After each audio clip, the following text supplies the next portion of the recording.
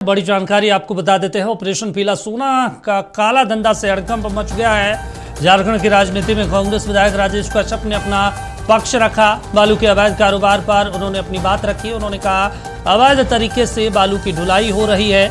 मेरे इलाके से भी बालू की तस्करी होती है। मेरे इलाके के 5 रास्तों से बालू की तस्करी हो रही है। जब वो चाहें रास्ते को बंद करवा सकते हैं। इस बात को भी वो स्वीकार कर रहे हैं। लेकिन उन्होंने कहा कि कुछ फैसले लोगों के हित में लेने होते हैं। महत्वपूर्ण बात वो कह रहे हैं कि भाई कुछ जो फैसले होते हैं लोगों के हित में लेने पड़ते हैं, लेकिन जब चाहें वो बंद भी करवा सकते हैं। इस बात को भी कह रहे हैं। वो उनके इलाकों में भी अवैध रूप से बालू की तस्करी होती है। ये बड़ी जानकारी कांग्रेस के विधायक राजेश कश्यप का कहना है।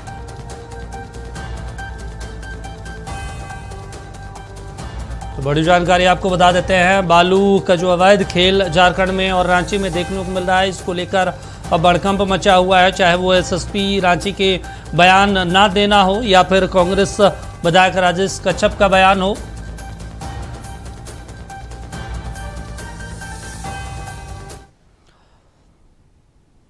देखिए, राजधानी रांची में चल रहे अवैध बालू के कारोबार पर कांग्रेस विधायक राजेश कश्यप ने खुलकर अपनी बातें कही। राजेश कश्यप ने स्वीकार किया कि अवैध बालू के कारोबार जिन रास्तों से होते हैं उनमें से 5 रास्ते मेरे विधानसभा क्षेत्र में हैं। मैं जब भी चाहूं बंद करवा सकता हूं, लेकिन कुछ फैसले लोगों के हित में लेने होते हैं। मैं नियमों पर नहीं जाऊंगा।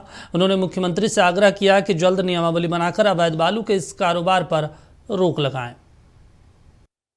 कि मैं व्यवहारिक व्यक्ति हूँ और पूरे रांची घुसने के लिए 5 रास्ता, टोटल 7 रास्ते हैं और 5 रास्ता मेरा है। मैं जिस दिन चाहूँगा सब कुछ सिस्टम को बंद करा दूंगा। जिस दिन मैंने चाह लिया मैं सारा सिस्टम को बंद करा दूंगा। लेकिन जब आम लोग प्लॉट लेते हैं, घर बनाते हैं, तो उनकी जो नीतियाँ क्या है मैं उसको नहीं देख रहा हूँ। मैं देख रहा हूँ कि आम जन जो हैं, जिनको बालू की आवश्यकता है, गिट्टी की आवश्यकता है, उनके लिए आप क्या करिएगा। तो कहीं कहीं शासन ये कहता है कि जनता को असुविधा नहीं होनी चाहिए। निश्चित तौर से अगर जो बालू आ रही है अवैध है, मैं भी मानता हूँ। चालान नहीं है तो अवैध है। और जिस प्रकार से ओवरलोडेड गाड़ी चलती है, सारे लोगों से छुपा हुआ नहीं है ये। कोई भी, चाहे मीडिया हो, पॉलिटिशियन हो, ब्यूरोक्रेट्स हो, प्रशासन के तमाम लोगों से कोई चीज़ छुपा हुआ नहीं है।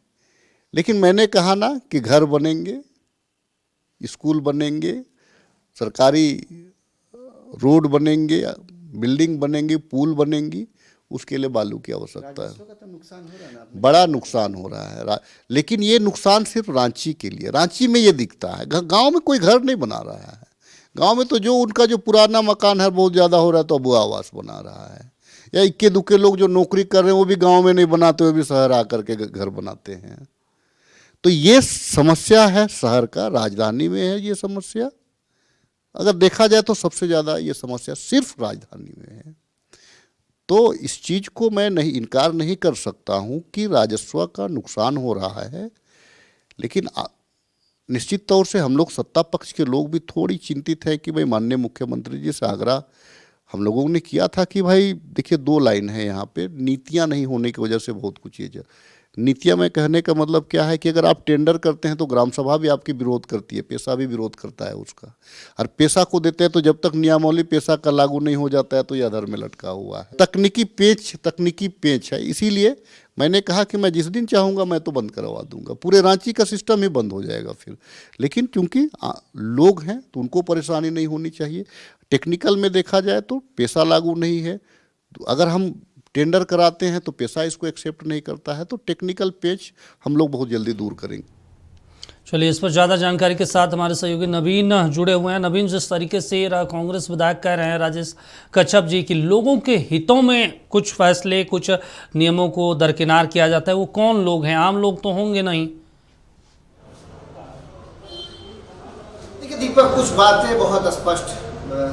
जिस तरीके से राजेश कश्यप कांग्रेस के विधायक हैं और नामकुम जो बालू का जो कारोबार है, इसमें बड़ा क्षेत्र नामकुम भी है।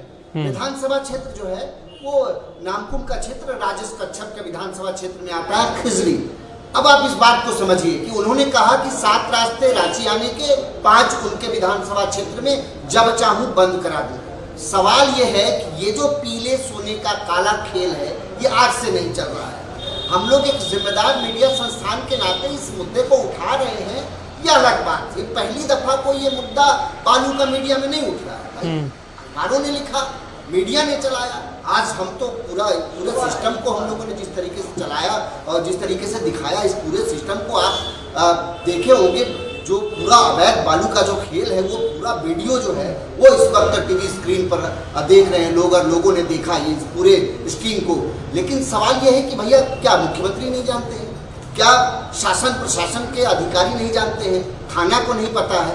सबको पता है। विधानसभा में दर्जनों विधायकों ने इस मुद्दे को उठाया, बार बार विधानसभा में लिखित दिया गया कि भाई जो है अभी तक अलॉट नहीं किया गया है, जो बालू की घाट है उसकी नीलामी में तकनीकी समस्या है, तकनीकी खामियां हैं। तो सवाल यह है कि क्या इन तकनीकी खामियों के पीछे ये काला कारोबार चलता रहे? 60-60 हजार रुपए डंपर में बालू मिलता है और प्रशासन जो है वो बाकायदा पूरा सिस्टम बंधा हुआ है, किसको कितना जाना है और क्या होना है ये किसको नहीं पता है। भाई ये तो कांग्रेस के विधायक स्वीकार कर रहे हैं, राजेश कच्छप स्पष्ट तरीके से कह रहे हैं कि ये जो पूरा खेल है, ये सिस्टम है, जब चाहूं बंद करा दूं, लेकिन लोगों के हित में कुछ फैसले लेने होते हैं। तो सवाल यह है कि क्या लोगों के हित में इसी तरह से लोगों के हित में जो है कहते हुए, और ये जो काला कारोबार है, ये काला कारोबार क्या ऐसे ही चलते रहेगा? लेकिन तकनीकी खामियां। चलिए ठीक है नवीन, आपके पास लौटेंगे। हमारे साथ राजनीतिक संपादक नितेश जी जुड़े हैं। नितेश जी, जिस तरीके से राजेश कच्छप बयान दे रहे हैं, आपने भी सुना, वो कह रहे हैं भाई लोगों के हित में नहीं तो मैं चाहूँ तो कभी भी बंद करवा सकता हूँ। एक महत्वपूर्ण चीज़ वो बोल रहे हैं, वो कौन से लोग हैं जिनके हित में इस तरह देखिए, वो आम जनता की बात कर रहे हैं। हाँ। ऐसे लोगों की बात कर रहे हैं जो अपने घर बनाने के लिए बालू लेते हैं। नहीं तो नियम बन जाए सरकार की। लेकिन क्या राजेश कच्छप ये बताएंगे कि क्या आम जनता को 60,000, नवीन ने कहा ना 55 से 60,000 जो है हाईवा जो है आपको बालू मिल रहा है। हाँ। तो अगर लोगों के शुभचिंतक हैं, आप यदि ये जानते हैं कि मैं आम जनता का शुभचिंतक हूं, तो आप क्यों नहीं उस पर लगाम लगा रहे हैं?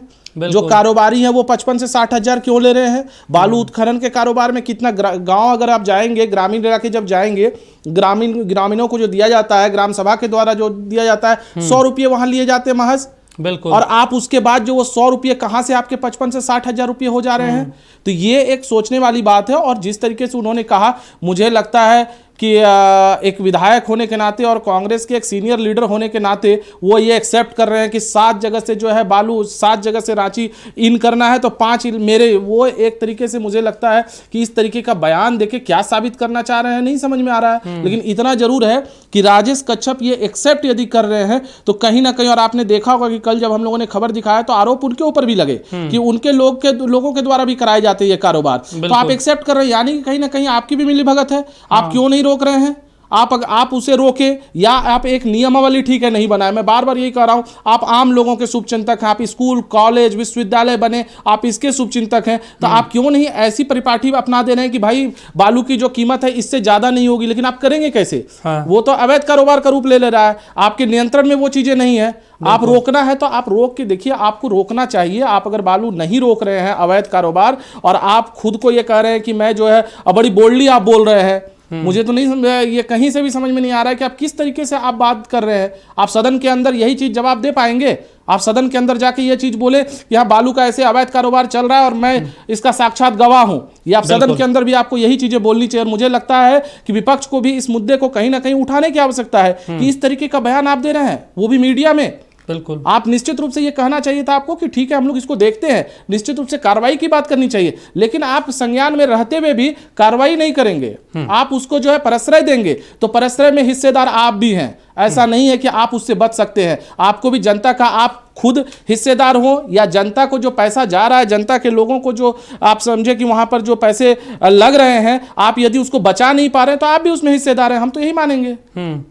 चलिए ठीक है, हमारे साथ नवीन जुड़े हुए हैं। नवीन, जिस तरीके से हम लोग तमाम इन चीज़ों को देख रहे हैं, तमाम चीज़ों पर बात कर रहे हैं, अलग अलग विषयों पर, चाहे वो संरक्षण सफ़ेद पोस्ट का हो, खाकी का हो, विधायक जी खुद स्वीकार कर रहे हैं। हालांकि इस बात को सदन में मेरे ख्याल से कहेंगे नहीं, या फिर सदन में वो स्वीकार नहीं करेंगे, वो बाहर मीडिया में कुछ भी कह दें। लेकिन इससे अगर कंक्लूजन निकाला जाए तो झारखंड को तो नुकसान हो रहा है। नहीं, देखिए, राजेश कच्छप ने इसके पहले भी विधानसभा में इस मुद्दे को उठाया था। उन्होंने कहा था कि बालू जो है वो अवैध तरीके से बिक रहा है, लोगों को 50-50 हजार रुपए में डंपर से बालू मिल रहा है। और केवल विधायक राजेश कच्छप ने नहीं, कई विधायकों ने अवैध बालू के इस कारोबार का मसला जो है वो सदन में उठाया है। खास करके बीजेपी विधायकों ने, बाबूलाल मरांडी ने तो कई दफा प्रेस कॉन्फ्रेंस कर इस मुद्दे को उठाया। हम तो वीडियो दिखा रहे हैं, हम तो विधायक की बात सुनवा रहे हैं। अब सोचिए, सत्ता पक्ष का एक विधायक इस बात को कह रहा है कि क्या करे, कुछ फैसले जो हैं वो लोगों के हित में लेने पड़ते हैं। लोग घर बना रहे हैं, उनको बालू चाहिए, लेकिन क्या आप राइट वे में वो बालू उनको उपलब्ध नहीं करा सकते हैं? 60,000 रुपये डंपर में बालू मिल रहा है, लोग कहां से खरीदेंगे बालू? अवैध तरीके से बालू आपके क्षेत्र में ढुलाई हो रहा है, आप इसका जिक्र कर रहे हैं, आप कह भी रहे हैं 5 रास्ते मेरे क्षेत्र में, जब चाहूं बंद करा दूं, लेकिन फैसले लोगों के हित में। तो भाई, लोगों के हित को देखते हुए कब तक इसी तरह पॉकेट भरेंगे ये जो बालू तस्कर हैं? और कि ये रांची के अलावा भी राज्य के लगभग सभी जिलों में वही हाल है। हर जगह इसी तरह नदी का सीना जो है वो चीरा जा रहा है, बालू इसी तरह से निकाले जा रहे हैं। ठीक है, तकनीकी खामियां हैं। एक मोटे तौर पर एक बात उन्होंने कही कि जहां पर भी बालू घाटों की नीलामी होगी, ग्राम सभा की मंजूरी चाहिए। पेशा आपके यहां बना नहीं है, पेशा लागू नहीं हुआ है, कहां से आप ग्राम सभा की मंजूरी लेंगे? ज्यादातर जो ग्राम सभा की मंजूरी लेने जाएंगे तो कई जगहों पर ग्राम सभा मंजूरी भी नहीं देगा। जिन जगहों पर ग्राम सभा की मंजूरी नहीं मिलती है, वहां से भी अवैध बालू जो है वो निकाला जाता है, अवैध बालू बेचा जाता है। ये विषय पुराना है, इस मुद्दे को आज से नहीं, सालों से लोग उठाते रहे हैं। कई मीडिया संस्थानों ने उठाया, अखबारों ने उठाया। हम इस मुद्दे को कहीं ना कहीं बाकायदा वीडियो के माध्यम से, जो स्क्रीन पर चल रहा है, ये पूरा एकदम आप देखिए कि किस तरीके से खुदाई हो रहा है। तो एक बार नए सिरे से इस बहस को कहीं ना कहीं छेड़ने का काम तो किए हैं। सवाल उठता है कि क्या ये रिपोर्ट देख करके जो अधिकारी, 1 मिनट दीपक, मैं अपनी बात पूरी कर लूं, क्या अधिकारी जिस तरह से शासन प्रशासन का जिक्र कर रहे हैं, विधायक जी अधिकारियों का जिक्र कर रहे हैं, ब्यूरोक्रेसी का जिक्र कर रहे हैं, तो क्या शासन प्रशासन ब्यूरोक्रेसी, यहां तक कि वो मुख्यमंत्री हेमंत सोरेन का भी जिक्र कर रहे हैं कि हम लोग आग्रह कर रहे हैं कि नियमावली बने और वैध तरीके से लोगों को बालू मिले। सवाल है, तो क्या प्रशासन इस पर रोक लगाएगी? हम तो सबूत दे दिए, वीडियो दे दिए, विधायक जी का बयान आ गया, अब आगे का काम प्रशासन का है। प्रशासन के पास जाइए, एसपी कुछ बोलना नहीं चाहते, डीसी मसले पर कुछ बोलेंगे नहीं, डीएमओ कुछ बोलेंगे नहीं, लोग जाएंगे कहाँ? भाई, मैं खुद पीड़ित हूं बालू को लेकर के, मुझसे पूछिए कि बालू की किल्लत क्या होती है।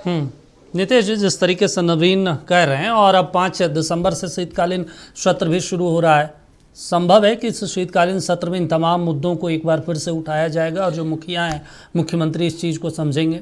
देखिए, निश्चित रूप से मैं बार बार कर रहा हूँ, देखिए मुख्यमंत्री समझना भी चाहते हैं, ऐसा नहीं कहूँगा कि मुख्यमंत्री समझना नहीं चाह रहे हैं। मुख्यमंत्री ये समझना चाहते हैं कि भाई चीज़ें सुधरे, लेकिन सुधरे तो कैसे? आपको नीचे से लेकर ऊपर तक आपको सारे सिस्टम को ठीक तरीके से, पारदर्शी तरीके से बनाने की आवश्यकता है, तभी आप चीज़ों को सुधार पाएंगे। आप क्या है कि अब आप मान लीजिए हम खबर दिखा रहे हैं, आपके एसएसपी साहब मौन हैं, आपके जो है तमाम लोग अगर मौन रहेंगे तो मौन रहने से क्या आप अच्छे पारदर्शी शासन या प्रशासन की आप कल्पना कर सकते हैं? आप अगर मुख्यमंत्री के हर जगह बयान को आप सुनेंगे तो मुख्यमंत्री जी हमेशा ये कहते हैं कि देखिए, किसी भी तरीके से भ्रष्टाचार पर लगाम लगे, आप कोई भी ऐसा काम नहीं करें, अवैध कोयला को रोकिए, कारोबार को रोकिए, तमाम चीजें उन्होंने शपथ भी लिया। तो उसके बाद जो है लगातार ये बातें बोलते रहे। तो भाई, ये फिर कहां से उनको साहस जा रहा है? तमाम थाना प्रभारी, तमाम लोग इसमें इन्वॉल्व हैं, उन लोगों को कहां से ये इस तरीके से वो जो है बुलंद तरीके से जो है कारोबार और खेल लगातार जो है बदस्तूर जारी है।